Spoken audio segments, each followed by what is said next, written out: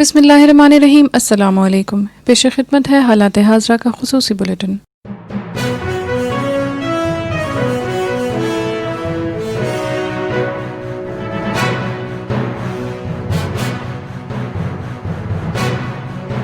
آج ہم تفصیل سے بات کریں گے انڈیا کے زیر انتظام کشمیر پر OIC کی قرارداد کے حوالے سے، یہ اور اس کے علاوہ اور بھی بہت کچھ آج کے بلیٹن میں۔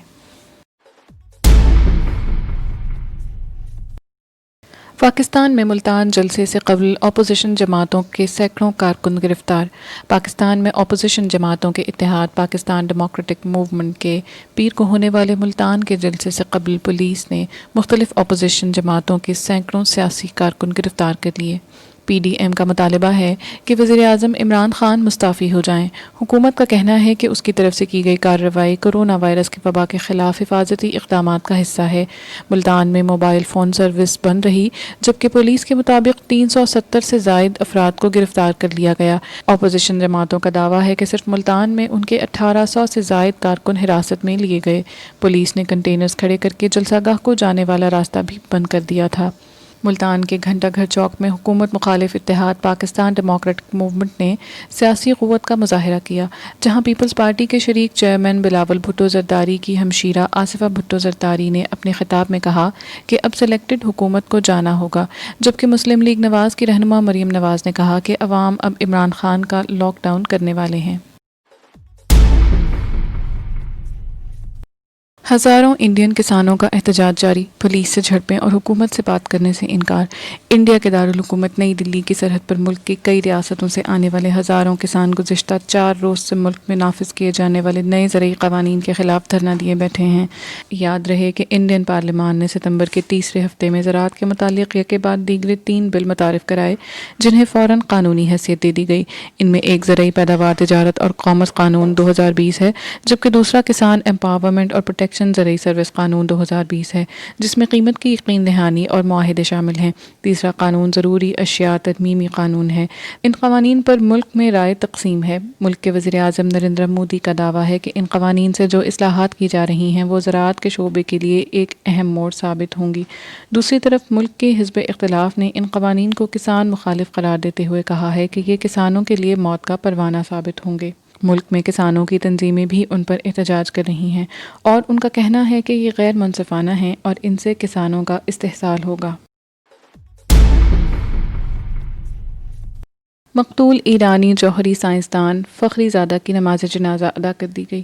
ایران کے مقتول جوہری سائنسدان محسن فخری زادہ کی نماز جنازہ پیر کے روز ادا کر دی گئی۔ انہوں نے 2 عشر قبل ایران کے فوجی نوعیت کے جوہری پروگرام کی بنیاد رکھی تھی۔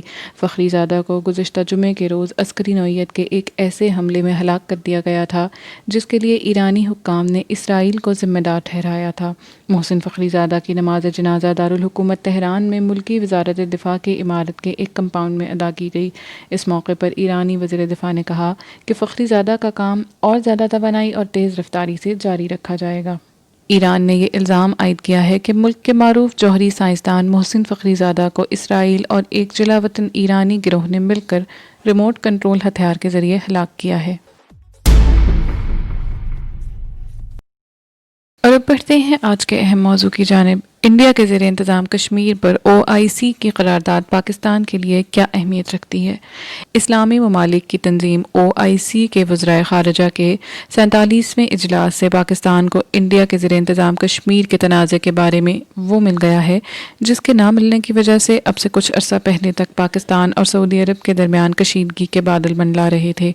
انڈیا کے زیر انتظام کشمیر کے تنازع پر پاکستان کا جو موقف رہا ہے اسے وزرائے خارجہ کے 47ویں اجلاس سے منظور ہونے والی قرارداد میں نہ صرف دہرایا گیا ہے بلکہ اس مرتبہ اسلاموفوبیا کا معاملہ جسے پاکستان سرکاری طور پر اپنی خارجہ پالیسی کا ایک اہم جزو بنا چکا ہے، اس پر بھی OIC نے ایک قرارداد کی توثیق کی ہے۔ اس قرارداد میں اقوام متحدہ کے سیکرٹری جنرل سے درخواست کی گئی ہے کہ وہ اسلاموفوبیا کے عنوان پر ایک عالمی سطح پر ڈائیلاگ کا آغاز کریں۔ OIC نے 15 مارچ کو ہر برس اسلاموفوبیا کے خلاف دن منانے کا بھی فیصلہ کیا ہے۔ اس تمام پیش رفت کو پاکستان کے موقف کی کامیابی سمجھا جائے گا۔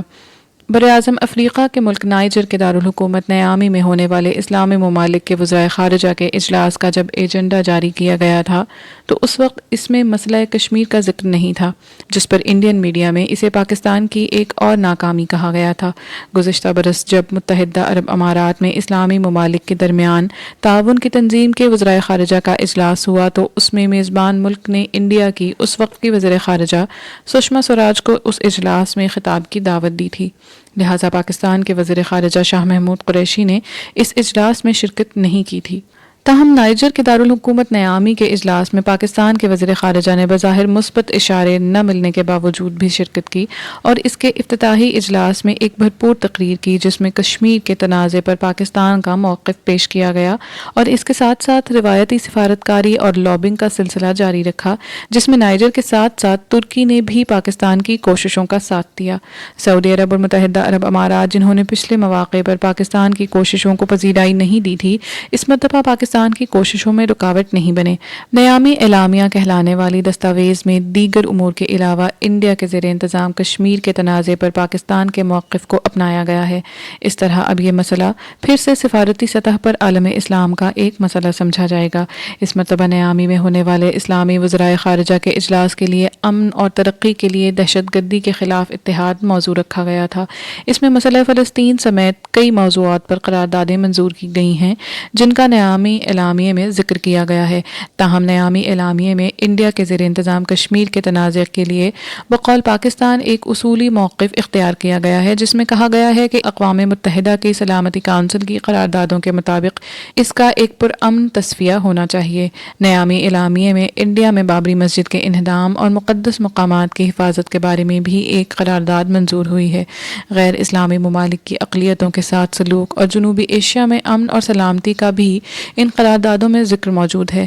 اعلامیے میں کشمیر کی حمایت میں پاکستان کی کوششوں کا بھی ذکر ہے۔ کشمیر پر پاکستان کے موقف کی اس کامیابی پر انڈیا نے سخت رد عمل دیا ہے۔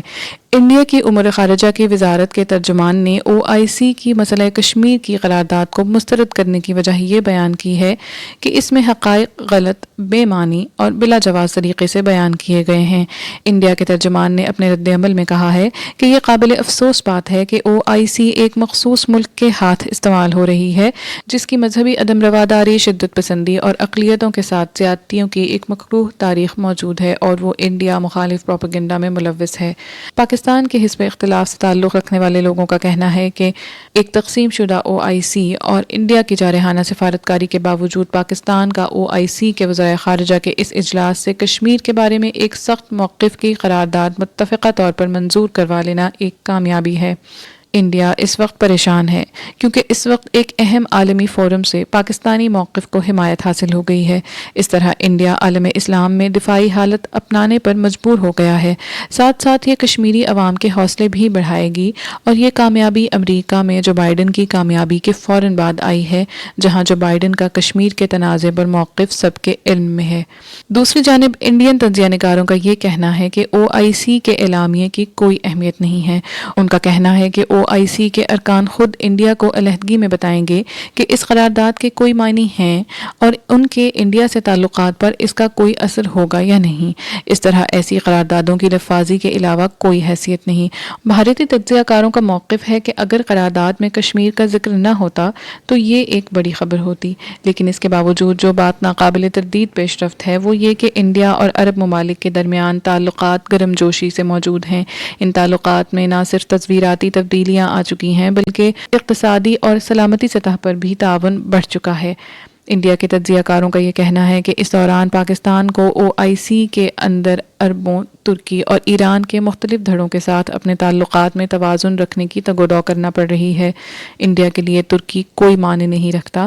اردوغان نے انڈیا کے لیے ترکی کو بالکل غیر متعلق ملک بنا دیا ہے اور انڈیا کو ایران سے وہ فائدہ نہیں جو عربوں سے مل سکتا ہے۔ پاکستانی تجزیہ نگاروں کا یہ کہنا ہے کہ OIC کے اعلامیے کو ایک طرف تو پاکستان کی اندرونی سیاست میں موجودہ حکومت کی ایک کامیابی کے طور پر دیکھا جائے گا اور دوسری طرف انڈیا میں OIC کے اس موقف سے انہیں گھبراہٹ تو نہیں ہوگی، البتہ انہیں ایک لحاظ سے پسپائی ہوئی ہے، اس لیے کہ کہاں متحدہ عرب امارات میں وہ وقت تھا جب پاکستان کی سنی نہیں جا رہی تھی، لیکن اب پاکستان کے موقف کو کامیابی ملی ہے۔ ماہرین کا یہ بھی کہنا ہے کہ اگرچہ پاکستان کی کامیابی اور انڈیا کی اس پسپائی کو کوئی بہت زیادہ معنی پہنانے کی ضرورت نہیں ہے، البتہ ایک بات ضرور ہے کہ انڈیا کے زیر انتظام کشمیر میں کشمیریوں کی کسی حد تک ہمت افزائی ہوگی۔ اس قرارداد سے پاکستان کے موقف کو تقویت تو ملی ہے، لیکن اسے ایک بہت بڑی کامیابی سمجھنا درست نہیں ہوگا۔ حالات حاضرہ کا یہ پروگرام کرنٹ افیئرز ڈائجسٹ کی ادارتی ٹیم نے تیار کیا ہے۔ آپ اپنی قیمتی آراء سے ہمیں ہمارے سوشل میڈیا لنکس کے ذریعے آگاہ کر سکتے ہیں۔ ہماری کانٹیکٹ ڈیٹیلز ڈسکرپشن باکس میں موجود ہیں۔